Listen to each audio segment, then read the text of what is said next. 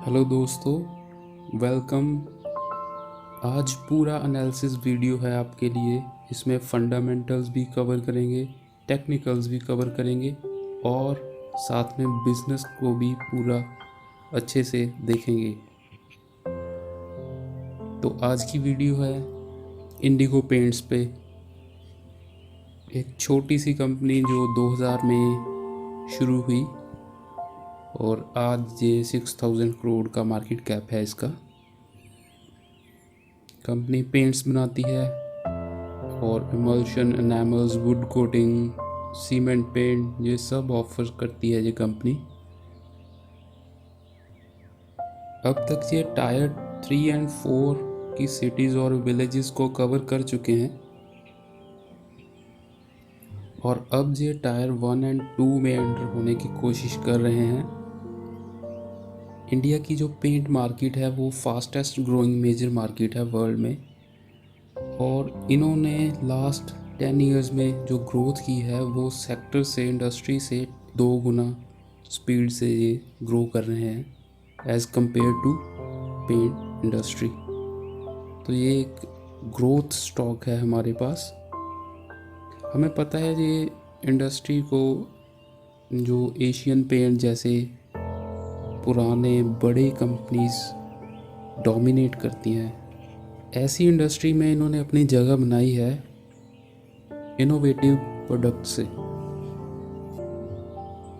जैसे floor paints हो गया, मेटालिक पेंट हो गया फॉर वॉल्स, डर्ट प्रूफ जैसे और वाटर प्रूफ, ये चीज़ें सभी जो पहली बार लॉन्च की गई हैं इंडिया में, ये इसी कंपनी ने की हैं।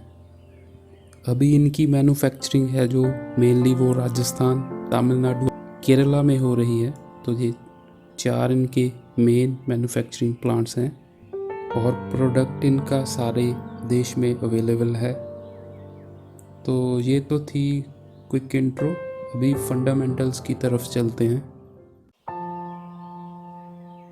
तो कंपनी का मार्केट कैपिटल है 6200 और अभी जो प्राइस है करंट इसके शेयर का वो है 1300 के आसपास, 13 to 1400 की रेंज में घूम रहा है अभी ये। तो अगर आप पी रेशो देखोगे तो 54 एक बहुत हाई है अगर आप देखो एक नॉर्मल स्टॉक के लिए, क्योंकि अगर इसके ROCE और ROE से भी कंपेयर करें तो पी रेशो बहुत हाई है। अगर आप पीयर कंपैरिजन पे भी नज़र डालोगे तो आप देखोगे कि सारा सेक्टर ही बहुत हाई पीई पे ट्रेड कर रहा है। तो मोस्टली क्या होता है कि जैसे ही कोई कंपनी का मार्केट कैप बहुत बढ़ जाता है, वो लार्ज कैप्स में स्पेशली, तो उनका पीई कम होता है।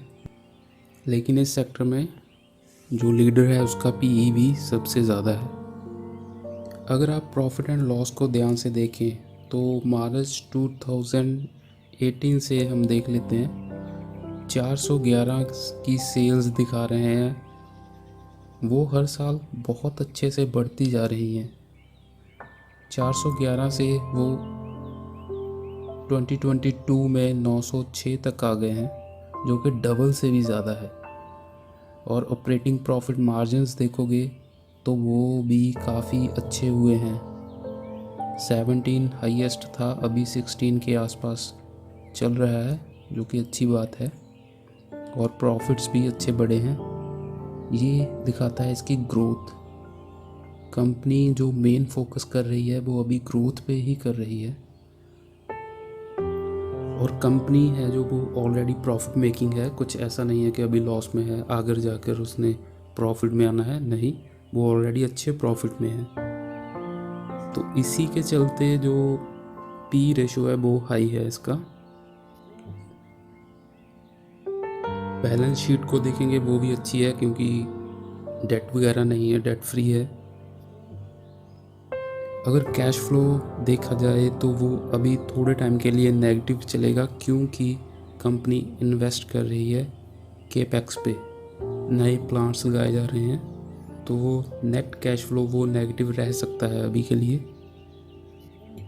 शेयर होल्डिंग पैटर्न देखेंगे तो प्रमोटर 54% होल्ड करते हैं और पब्लिक के पास इसका बहुत कम शेयर है। ज़्यादातर बड़े इंस्टीट्यूट्स के पास ही है।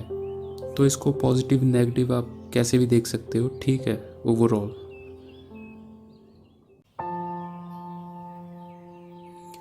अब बात करते हैं बिजनेस की कि कंपनी कैसे बिजनेस को रन कर रही है। कंपनी बहुत छोटी है, ये हम सभी जानते हैं, और ये कंपनी 2000 में शुरू हुई। इन्होंने 15-16 साल बिना एडवर्टाइजमेंट के कंपनी को ग्रो किया। तो इन्होंने फोकस किया टायर 3 और 4 के सिटीज़ जो छोटे हैं और विलेजेस को, क्योंकि जो बड़ी सिटीज़ हैं वहाँ के जो डीलर्स हैं वो किसी न्यू प्लेयर के अननोन ब्रांड को इतना प्रेफर नहीं करते हैं। इसी के चलते इन्होंने फोकस किया छोटे सिटीज़ को। अब लास्ट जो 4-5 साल थे उनमें इन्होंने एक बड़ा नाम MS धोनी सेलेक्ट किया, उनको ब्रांड एम्बेसडर बनाकर और खूब एडवर्टाइज किया। तो अब एक इनकी ब्रांड इमेज बन चुकी है जो कि ऑलमोस्ट इंडिया में सभी जगह अवेलेबल भी है इनका प्रोडक्ट, और सभी लोग इनको जानते भी हैं अब। तो अब अगर जब ये बड़ी सिटीज़ में जाते हैं तो डीलर्स इनको जानते हैं, पहचानते हैं। अब इनका ब्रांड एक अच्छी रेपुटेशन से है मार्केट में। दूसरी बात है, जो बड़ी सिटीज़ है ना वहाँ के लोग थोड़ा ब्रांड को लेकर सेलेक्टिव रहते हैं। वो अगर आप उनको कोई भी ब्रांड बोल दोगे जो अननोन है या न्यू है तो वो उसको इतना प्रेफर नहीं करते हैं। लेकिन जो छोटी सिटीज़ हैं वो लोग जब घर में पेंट वगैरह का काम करवाते हैं ना तो वो पेंटर से ही पूछते हैं कि कौन सा पेंट अच्छा रहेगा।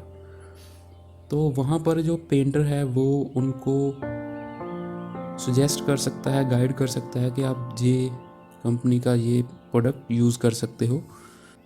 तो इन्होंने छोटे सिटीज़ के पेंटर्स के साथ मीटिंग्स की, उनको प्रोडक्ट की क्वालिटीज़ दिखाई, तो वहाँ पे ऐसे इन्होंने ग्रो किया है।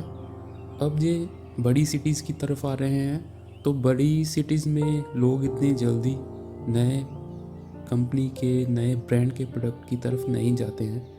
उसके लिए क्या होता है कि बड़ी सिटीज़ में वैसे भी कॉन्ट्रैक्टर्स होते हैं, उनके नीचे बहुत से पेंटर्स रहते हैं, और इन्होंने अब टीम्स बनाई हैं जो कि साइट पे जाकर वहाँ से सैम्पलिंग करते हैं वहाँ पे वो तो, और फिर जो ओनर है उससे बात करते हैं, उसको एक बेटर प्रोडक्ट बताते हैं कि आपके लिए ये सही होगा यहाँ पर।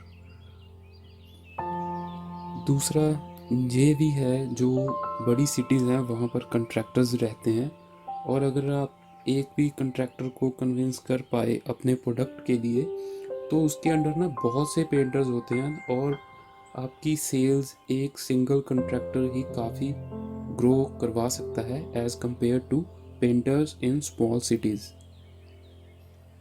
अब बड़ी कंपनीज़ में क्या होता है कि सेम मार्केट में ना उनके एक से ज़्यादा डीलर्स होते हैं, लेकिन इंडिगो भी छोटी कंपनी है तो इनके जो डीलर्स हैं विद इन ब्रांड वो एक दूसरे से अभी बहुत दूर हैं, तो उनका कुछ आपस में इतना कंपटीशन नहीं है। तो इसके चलते ना वो डीलर्स को बेटर मार्जिन्स मिलते हैं अगर वो इंडिगो का प्रोडक्ट सेल करते हैं, तो इसके लिए भी डीलर्स इनको प्रेफर कर रहे हैं। अब एक और बात है, जो पेंट इंडस्ट्री है ना, ये मोस्टली क्रूड ऑयल के प्राइस से बहुत इफ़ेक्ट होती है। तो इस कंपनी का जो ज़्यादातर प्रोडक्ट्स हैं उसमें क्रूड ऑयल का यूज़ नहीं होता है, तो बहुत कम इफ़ेक्ट होता है इसका। अगर क्रूड ऑयल का प्राइस ऊपर नीचे हो तो इस कंपनी के रिजल्ट्स पे, इसकी सेल्स पे, प्रॉफिट पे इतना इफेक्ट नहीं रहता है। अब देख लेते हैं कंपनी के लेटेस्ट रिजल्ट्स को, और इनका रेवेन्यू 23.7% से बढ़ा है ईयर ऑन ईयर अगर कंपेयर करें तो, और मार्जिन्स को, ग्रॉस मार्जिन्स को मेंटेन किया गया है 41% पे, अच्छी बात है। EBITDA इनका 44% बढ़ा है और पैट प्रॉफिट आफ्टर टैक्स 173% से बढ़ा है। और प्रॉफिट आफ्टर टैक्स मार्जिन्स हैं जो वो 7% से 15% पे आ चुके हैं, जो बहुत अच्छी बात है। अभी जो मॉनसून था उसका ड्यूरेशन काफ़ी लंबा गया, लेकिन उसके बावजूद भी इन्होंने अच्छा काम किया है। काफ़ी बढ़िया ग्रोथ इम्प्रूवमेंट दिखाई है इन्होंने अपने सभी फील्ड में। अगर आगे बात करें वैल्यू ग्रोथ और वॉल्यूम ग्रोथ में, तो आप देख सकते हो कि इनके एनामल्स बहुत ज़्यादा बड़े हैं, वैल्यू ग्रोथ में भी और वॉल्यूम ग्रोथ में भी। इमल्शंस में वॉल्यूम ग्रोथ नहीं रहा है। इसका कंपनी ने एक रीज़न दिया है कि जो लास्ट के 3-4 क्वार्टर्स थे उनमें एनिमल्स की जो वॉल्यूम ग्रोथ थी वो काफ़ी ज़्यादा हो गई थी, 34% Q1 में और 46% इन Q4 में। तो उसके चलते अभी एक डिप आई है इसमें। और वैल्यू ग्रोथ है जो वो वॉल्यूम ग्रोथ से ज़्यादा इसलिए भी रही है क्योंकि रॉ मटेरियल के बाद इनको प्रोडक्ट के प्राइसेस इंक्रीज़ करने पड़े हैं, कई बार किए हैं इन्होंने, तो उसके चलते वैल्यू ग्रोथ ज़्यादा आई है वॉल्यूम ग्रोथ से। नेटवर्क एक्सपेंशन की बात करें तो नंबर ऑफ़ डिपोज 44 से अब 47 तक आ चुके हैं और एक्टिव डीलर्स हैं जो वो 17,000 के आसपास हैं। ये एक्टिव डीलर्स हैं, टोटल डीलर्स ज़्यादा होंगे, लेकिन इन्होंने सिर्फ एक्टिव डीलर्स को ही मेंशन किया है। और ऐसे ही टिंटिंग मशीन्स की नंबर्स भी काफ़ी अच्छे से बढ़ रहे हैं इनके। अब जहाँ से मैनेजमेंट ने क्या बोला है फ्यूचर के लिए, एक तो वो बोल रहे हैं कि जो इन्फ्लेशन थी वो रॉ मटेरियल के प्राइसेस में वो पीक कर चुकी है और वहाँ से अब प्राइसेस नीचे ही आएंगे, तो इससे इनका जो प्रॉफिट मार्जिन्स हैं वो बेहतर हो जाएंगे, प्रॉफिटेबिलिटी बढ़ जाएगी। दूसरा जो टायर 1 टायर 2 सिटीज़ को अब ये टारगेट कर रहे थे उसके रिजल्ट्स अच्छे दिख रहे हैं और आगे और भी इम्प्रूव हो जाएंगे वो। और कंपनी अभी भी पूरा फोकस करेगी ग्रोथ के लिए, एक्टिव डीलर्स को और टिंटिंग मशीन्स की पॉपुलेशन बढ़ाएंगे जी।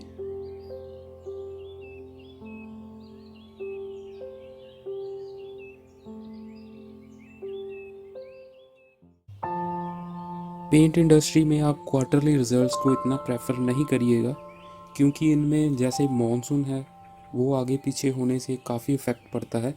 ऐसे ही जो बड़े त्यौहार हैं जैसे दिवाली, दशहरा, जहाँ छठ पूजा, वो भी फिक्स नहीं होते, वो भी आगे पीछे होते रहते हैं। तो कई बार एक ही क्वार्टर में आकर वो सेल्स को ज़्यादा या कम कर सकते हैं। तो पेंट इंडस्ट्री में आप एक सिंगल क्वार्टर के रिजल्ट से इतना जज नहीं कर सकते किसी भी कंपनी को। अब बात करते हैं जो पूरा सेक्टर है उसमें ग्रोथ के क्या चांसेस हैं, आगे क्या फैक्टर्स रहेंगे जो अफेक्ट करेंगे इसको। तो सबसे पहले तो जैसे कि जो इंडिया की पेंट इंडस्ट्री है ये डबल डिजिट्स में ही ग्रो कर रही है और इंडिगो पेंट्स उससे भी डबल स्पीड से ग्रो किया है लास्ट 10 ईयर्स में। तो ये अच्छी बात है, आगे भी अभी बहुत सी ग्रोथ बाकी है इस इंडस्ट्री में। और उसके बाद अगर देखें तो कोविड के बाद जो हमारा रियल एस्टेट सेक्टर था उसमें अच्छी रिकवरी आई है। तो रियल एस्टेट से तो हम डायरेक्टली डिपेंडेंट हैं उस पर, तो वो बढ़ेगा तो पेंट इंडस्ट्री भी बढ़ेगी। और जो नए तरह के पेंट्स आ रहे हैं, कोई UV reflecting, waterproof, dust proof, ये सब जो पेंट की डिमांड है वो बढ़ा रहे हैं, ये अट्रैक्ट कर रहे हैं न्यू कस्टमर्स को। तो ये भी पॉजिटिव है इस इंडस्ट्री के लिए। और दूसरा है जो गवर्नमेंट है ना, वो उसकी जैसे हाउसिंग फॉर ऑल की स्कीम है, ऐसे ही और भी है प्रधानमंत्री आवास योजना, वो चीज़ भी पेंट इंडस्ट्री के लिए पॉजिटिव है।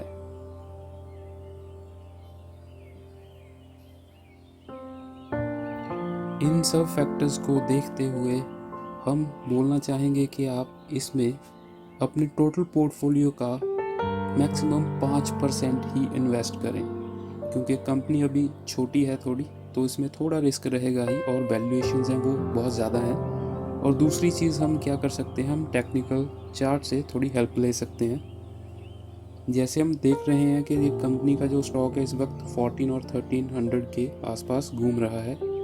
तो एज ऑफ नाउ ये टेक्निकल चार्ट पर अगर हम इसको देखें तो स्टॉक बियरिश ट्रेंड में है, और ये जो मार्क्ड एरिया है ये स्ट्रगल जोन रहेगा इसके लिए। दोबारा नीचे से भी ऊपर आएगा तो यहाँ पर इसको दोबारा से कंसोलिडेशन के चांसेस रहेंगे, और इसके ऊपर का जो जोन है वो बुलिश होगा इसके लिए। तो आप इसको वॉच लिस्ट में रखें, अभी इग्नोर कर सकते हैं इसको क्योंकि वैल्यूएशंस भी ज़्यादा हैं और डाउन ट्रेंड भी है स्टॉक में। तो इस एरिया के ऊपर जाने का वेट करें, तब अच्छे से आप इसको ट्रेड कर पाओगे। तो ये था हमारा आज का पूरा एनालिसिस वीडियो आपके लिए।